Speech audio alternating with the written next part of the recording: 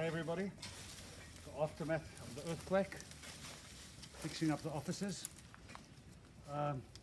Basically what happens in an earthquake is most things come tumbling down.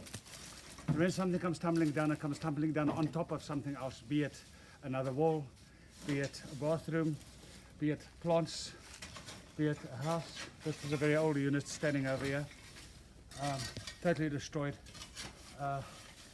As you can see, the pillars, which were the stabilizers, the walls on the side, everything just came crashing down. There's a lot of rubbish over here now that we're cleaning up. This was supposed to be a studio, art studio, but if you look at the sides of it, you'll see the massive cracks. Over there, structural cracks. So this unit has to come down totally. That over there is our office. Luckily wooden structure with coconut poles. They're also a little bit older poles. So what you'll see is it's leaning totally this way. So we've got props in, we've got wood inside, just preventing it from falling down. The idea here is to straighten it, put pillars around the coconut trees, beams, and to fasten it again, to steady it again. On the inside,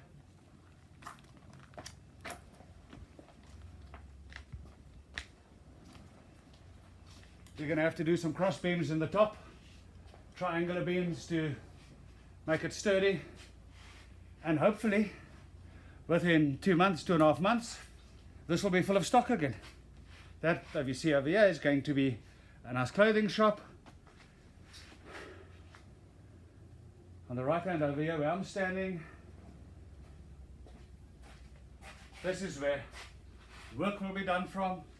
It's a property business, and somebody will be sitting at a desk over here, hopefully selling property to future investors on the island.